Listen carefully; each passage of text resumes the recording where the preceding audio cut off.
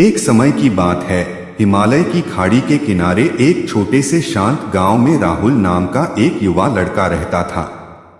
राहुल अपने क्रोधी स्वभाव और चंचल मन के कारण गांव भर में प्रसिद्ध था। उसका मन हर समय विचारों से भरा रहता था। सोचो कि उसके विचारों के तूफान ने उसके मन को एकदम बेचैन कर दिया था। उसके जीवन से शांति मानो गायब हो गई थी और वह हमेशा अपने ही ख्यालों में खोया रहता था और तनावपूर्ण जीवन जी रहा था। उनके अशांत मन और क्रोध के कारण उनके अपने परिवार के सदस्यों और गांव वालों से भी संबंध अच्छे नहीं थे, जिससे वह और भी अधिक अकेला और अपमानित महसूस करने लगा। वह और भी अधिक मानसिक तनाव की स्थिति में चला जाता है। एक समय की बात है, राहुल अपने गांव की गलियों में घूम रहा था। तभी उनकी मुलाकात एक बौद्ध भिक्षु से हुई जो एक पेड़ की छाया के नीचे ध्यान में बैठे थे। बौद्ध भिक्षु के चेहरे से निर्मल शांति की आभा झलक रही थी। इस असीम शांति में राहुल बौद्ध भिक्षु की ओर आकर्षित हुआ। जब राहुल बौद्ध भिक्षु के करीब आया तो उसे अपने आसपास एक सकारात्मक ऊर्जा का एहसास हुआ। भरत को एहसास हुआ कि इस असीम शांति और सकारात्मक ऊर्जा का स्रोत कहीं न कहीं इस बौद्ध भिक्षु के भीतर ही है। इसलिए वह वहीं बैठकर उसकी आंखें खुलने का इंतजार करने लगा। थोड़ी देर बाद जब बौद्ध भिक्षु की आंख खुली तो उसने एक युवा लड़के को अपने सामने बैठा पाया, जो बहुत तनावग्रस्त और नकारात्मक भावनाओं से भरा हुआ लग रहा था। राहुल ने बौद्ध भिक्षु की ओर उदार भाव से देखा और बहुत विनम्रता से कहा, मालिक, मेरा मन बहुत अशांत है और मेरे मन के विचार मुझे खाए जा रहे हैं। मुझे एक पल के लिए भी शांति महसूस नहीं होती। क्या आप मुझे सिखा सकते हैं कि मैं अपने अशांत मन को कैसे शांत करूं?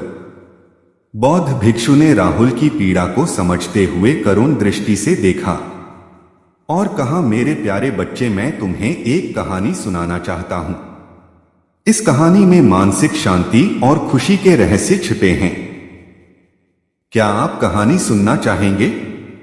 राहुल ने हाँ में सिर हिलाया और पूरी एकाग्रता से कहानी सुनने को तैयार हो गया। उनके अंदर जिज्ञासा चरम पर थी। वो कहानी सुनने को बेताब था। बहुत समय पहले की बात है, एक नगर में शक्ति नाम का एक आदमी रहता था। शक्ति बेहद महत्वाकांक्षी व्यक्ति थे और उन्हें हर काम में लोगों से मदद की जरूरत पड़ती थी। यदि उसे किसी से असफलता और बुराई सुनने को मिलती थी तो वह गहरी चिंता और तनाव में चला जाता था। उनका मानना था कि सफलता और भौतिक शक्तियां वांछित खुशी देंगी, लेकिन वह जितना सफलता और प्रशंसा के पीछे भागता था उतना ही मानसिक तनाव में डूबता जाता था। लेकिन अचानक शक्ति का सामना उस समय के मशहूर बौद्ध भिक्षु से हो गया, जिसका नाम महाकौशल था। महाकौशल अपने शिष्यों को ध्यान की शिक्षा देते थे और वह स्वयं एक बहुत ही ध्यानमग्न और प्रबुद्ध व्यक्ति थे। महाकौशल की अद्भुत एकाग्रता से प्रभावित शक्ति ने उनसे अपने भटकते मन को शांत करने का उपाय जानना चाहा। शक्ति ने कहा कि मेहनत में हमेशा सफलता के पीछे भागता हूँ और लगातार अधिक हासिल करने की कोशिश करते हूँ, फिर भी मुझे कोई क्षणिक संतुष्टि या आत्मसंतुष्टि नहीं मिलती। इस निरंतर बेचैनी के बीच मैं शांति कैसे पा सकता हूँ? बौद्ध भिक्षु ने करुण दृष्टि से उसकी ओर देखा और उत्तर दिया, आपका मन एक अशांत नदी की तरह है जो हमेशा बहती रहती है। आप कभी भी शांत नहीं रह सकते। इसलिए इस अशांत मन को शांत करने के लिए आपको अपने विचारों को बिना किसी रुकावट के जाने देने की कला सीखनी होगी। शक्ति को आश्चर्य हुआ और उसने पूछा कि मैं अपने विचारों को कैसे जाने दूं? आखिर मैं भी तो अपनी इच्छाओं और महत्वाकांक्षाओं से बंधा हुआ हूं। यह सुनकर बौद्ध भिक्षु मुस्कुरा दिए। बौद्ध भिक्षुक कहा, कल्पना करें कि आपके हाथ में पानी का एक गिलास है। अब आप इसे जितनी देर तक पकड़कर रखेंगे यह उतना ही भारी होता जाएगा। और अगर आप इसे काफी देर तक पकड़े रहेंगे तो आपके हाथ में दर्द होने लगेगा। लेकिन अगर आप उस पकड़ को ढीला कर दें और छोड़ दें तो आपका बोझ कम हो जाएगा। राहुल ने पूरी कहानी और उसका संदेश ध्यानपूर्वक सुना। वह समझ गया कि अपने विचारों और इच्छाओं से चिपके रहने से उसका बोझ बढ़ जाता है और अंदर ही अंदर अशांति पैदा कर देता है।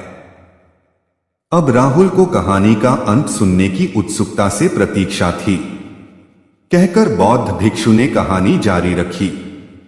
एक बौद्ध भिक्षु की बात मानकर शक्ति ने विचारों को त्यागने का अभ्यास शुरू कर दिया।